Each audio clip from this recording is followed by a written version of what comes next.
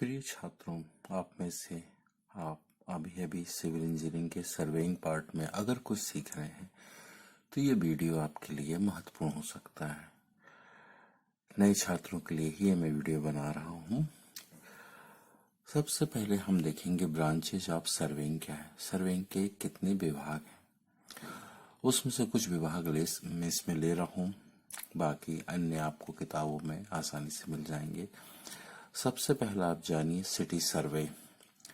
एक याद करने का तरीका ये है कि सिटी में हमेशा वाटर सप्लाई, सीवर यानी साफ सफाई की प्रॉब्लम रहती है, तो जो सर्वे वाटर सप्लाई और साफ सफाई यानी सीवर के काम और पार्क से रिलेटेड हो उसे सिटी सर्वे कहते हैं। हाइड्रोग्राफिक सर्वे, हाइड्रो का मतलब ही होता है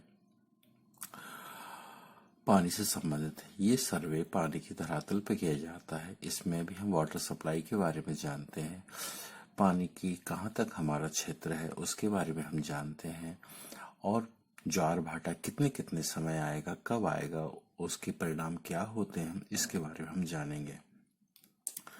मिलिट्री सर्वे है जो निश्चित रूप से सामरिक महत्व यानी वॉर्स रिलेटेड चीजें किस किस जगह पे इम्पोर्टेंट हैं, कहाँ कहाँ पे सामरिक दृष्टि से हमारी सेनाएं अपने बंकर वगैरह बना सकती है, किस जगह पे दुश्मन को रोक सकती हैं, उस तरह से जो भी युद्ध नीति से संबंधित पॉइंट हैं उन चीज़ों का इस मिलिट्री सर्वे में जानकारी ली जाती है। जियोलॉजिकल, नए छात्रों को मैं कहूँगा भले ही ये अंतरिक्ष के बारे में बहुत ज़्यादा जान गए हैं पर धरती या अर्थ के धरातल के नीचे की अवस्था के बारे में बहुत कम दूरी तक ही जान पाए हैं।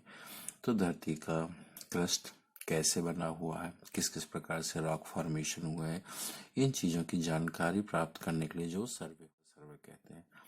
आर्कोलॉजिकल सर्वे, प्राचीन सभ्यताएं जैसे सिंधु घाटी की सभ्यताएं प्राचीन सभ्यताएं उनसे खुदाई होने पर उनके रिलेटेड में उन संबंधित चीज़ों को नापना, दूरियां नापना, अध्ययन करना कि उस समय की नगर व्यवस्था कैसी थी, पानी की सप्लाई व्यवस्था कैसी थी, इन सब चीज़ों से संबंधित जो नक्शे बनाए जाते हैं और जो सर्वे से रिलेटेड होता है आर्कोलॉजिकल सर्वे कहलाता है।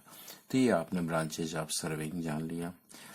सर्वे का ऑब्जेक्ट क्या है, मुख्यतः सर्वे हम करते ही क्यों हैं, दो कारण हैं उसमें, एक तो प्लान बनाना और दूसरा मैप बनाना। प्लान का मतलब है छोटे स्केल पे आपको आकृति बनाना, जैसे मकान की आकृति ऊपर से देखने पे मकान कैसा दिखेगा, ऊपर से देखने में मकान कैसा दिखता है, टॉप व्यू यानी ऊपर से देखने पे कैसा दिखता है, वो प्लान कहलाता है। मैप क्या होता है, इसका लार्ज स्केल होता है। स्केल में आपको समझाता हूँ, अभी आप बस सुन लीजिए। लार्ज स्केल पे किसी देश का, किसी राज्य का, किसी शहर का बनाया जाता है। दोनों को हालांकि बनाते इंजीनियर ही है। प्लान को एक इंजीनियर या दो इंजीनियर आराम से बना सकते हैं, पर मैप के लिए ग्रुप ऑफ इंजीनियर लगते हैं और साधारणतः ये सर्वे ऑफ इंडिया के द्वारा किया जाता है। बोलचाल की भाषा में हम कहते हैं हम मकान का नक्शा यानी मैप बना के लाए हैं, पर वास्तव में मकान या घर का नक्शा नहीं बनता है, मकान और नक्शे का मकान का प्लान बनता है। तो एज ए सिविल इंजीनियर आप प्लान और मैप में अंतर समझ जाइए। प्लान का क्या होता है, छोटे स्केल पे बनाया जाता है। मैप क्या है, बड़े स्केल पे बनाया जाता है। मैप काफी बड़े एरिया को कवर करता है, राज्य को, देश को या शहर को। प्लान जबकि एक हाउस ये छोटे मोटे प्रोजेक्ट के बारे में संरचना रखता है। आखिर स्केल क्या होता है, इसके समझ सकते हैं कोई भी वस्तु का एक्चुअल ऑब्जेक्ट जो ग्राउंड में जैसी होती है उसको एक उचित अनुपात पे ड्राइंग शीट में बनाना। वो जो उचित अनुपात होता है उसको स्केल कहते हैं। जो आकृति बनी हो वो पूर्ववर्ती या मूल आकृति की जैसे दिखाई दे।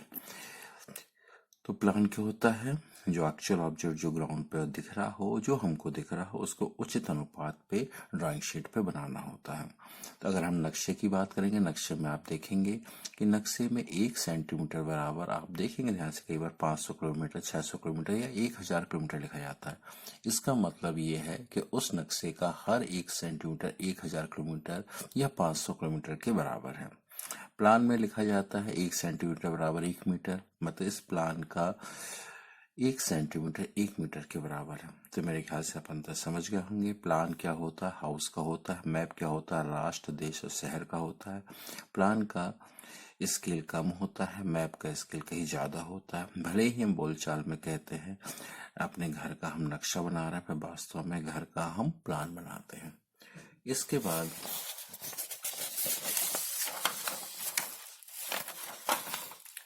दूसरा बिंदु मैं ले रहा हूं आपके सामने सिंबल।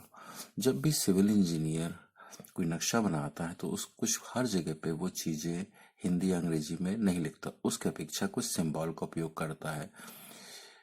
ये इंजीनियरिंग ड्राइंग में आप सीख चुके होंगे या सीखेंगे। इन बिंदुओं को या इन चित्रों को बना देने से दूसरा इंजीनियर देख के समझ जाता है कि यहाँ पे मूलतः बनाने वाले के मन में क्या चीज रही है। सबसे इम्पोर्टेंट है किसी भी नक्शे में नॉर्थ डायरेक्शन बनाना। उससे दूसरा इंजीनियर देख के समझ जाता है इस नक्शे को नॉर्थ की तरफ घुमा दिया जाए, इस बिंदु को नॉर्थ की तरफ घुमा दिया तो संपूर्ण आकृति कैसी दिखाई देगी, किस दिशा में होगी। अगर आपको बाउंड्री लाइन बनाना है तो डॉट डॉट डॉट बिंदु बना दिए जाते हैं। अगर आपको नदी बनाना है तो नदी के प्रवाह की दिशा ऐसी बना दी जाती है, इससे व्यक्ति दूसरा इंजीनियर देख के समझ जाता है। गेट बनाना है तो दो बॉक्स और आपस में इंटरकनेक्टेड ऐसा बना दिया जाता है, उसको देख के दूसरे इंजीनियर समझ जाता है कि यहाँ पे गेट है। टी आकार बहुत सारे बना दिए जाते हैं, इसको देख के समझ जाता है कि यहाँ पे टेलीफोन की लाइन है। मंदिर की संरचना आप देख ही चुके हैं। सबसे इंपॉर्टेंट ये समझिए बेंचमार्क, B+M करके लिख दिया जाता है। सिविल इंजीनियर में इसका बहुत काम होता है। बेंचमार्क का मतलब होता है एक ऐसा बिंदु जिसकी ऊंचाई हमें ज्ञात है या हमने उसको मान लिया है 100 मीटर। ये आपको सर्वे में कई बार उपयोग करना पड़ेगा। बेंचमार्क का मतलब क्या है, एक ऐसा बिंदु जिसकी ऊंचाई हमें ज्ञात है पहले से या हमने उसको मान लिया है 100 मीटर। फिर हमने सर्वे के प्रकार में आप देखा था कि किस किस टाइप के सर्वे किए जा सकते हैं मेथड के बेस पे। एक होता है ट्रायंगुलेशन सर्वे, उसमें जो पॉइंट बनाए जाएंगे उनको ट्रायंगुलेशन स्टेशन कहा जाएगा। आगे के बिंदुओं में वीडियो में उसको और ज्यादा समझाऊंगा, अभी आप सिर्फ जनरल पॉइंट देखिए। ट्रायंगुलेशन स्टेशन कहा जाता है। और जो ट्राइवर्स यानी बहुभुज, बहुत सारी रेखाएं आपस में क्रमशः एक एक करके जोड़ी जाती हैं सर्वे के माध्यम से, ट्राइवर्स स्टेशन कहा जाता है। वहां पे उन बिंदुओं पे जहां पे अपन सर्वे के अपने इक्विपमेंट को रख के रीडिंग लेते हैं, उन बिंदुओं को ट्राइवर्स स्टेशन कहते हैं। जब त्रिकोण वाले स्टेशन बनाना हो तो ट्रायंगुलेशन स्टेशन कहते हैं।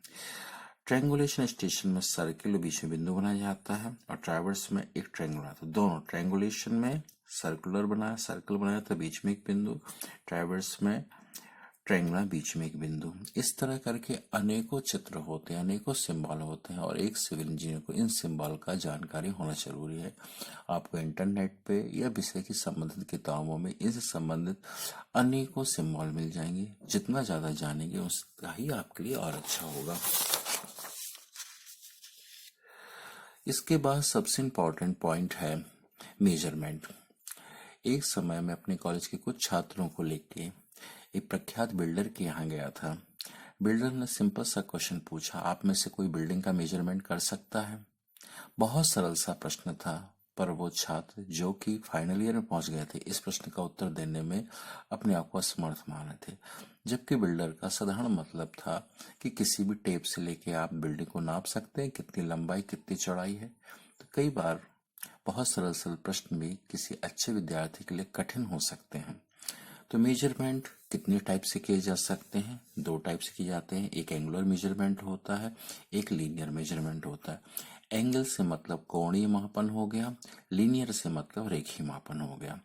एंगुलर मेजरमेंट में एंगल बहुत इंपॉर्टेंट होते हैं। इसका ये मतलब नहीं है कि बाकी अन्य चीज इंपॉर्टेंट। यस, आपको लंबाइयां नापना पड़ेंगी, चेन और टेप के साथ नापने पड़ेंगी, पर वहां पे एंगल का परिशुद्धता पे ज्यादा ध्यान रखा जाता है, इसलिए इसको एंगुलर मेजरमेंट कहते हैं। लीनियर मेजरमेंट में यहाँ लंबाई ज्यादा महत्वपूर्ण हो जाती है, इसमें एंगल का उतना महत्व नहीं होता है। एंगुलर मेजरमेंट में कंपास सर्वे है। ये क्या है अपन आने वाले वीडियो में देखेंगे। थियोडोलाइट है, डंपी लेवल है, ऑटो लेवल, इस तरह के इक्विपमेंट का उपयोग किसमें करते हैं? एंगल नापने में करते हैं। इसलिए उनके नापने गए एंगल की जो प्रक्रिया रहती है एंगुलर मेजरमेंट में कहलाती है। जहाँ चैन और टेप का उपयोग किया जाता है, चैन और टेप की सहायता से जो लंबाइयां नापी जाती हैं उसको लीनियर मेजरमेंट में माना जाता है। सिविल इंजीनियरिंग मेजरमेंट में हम जितने भी मेजरमेंट नोट करते जाते हैं, एक नोटबुक पे एक कॉपी रहती है, उसमें नोट करते जाते हैं और उसको क्या बोलते हैं? Field book.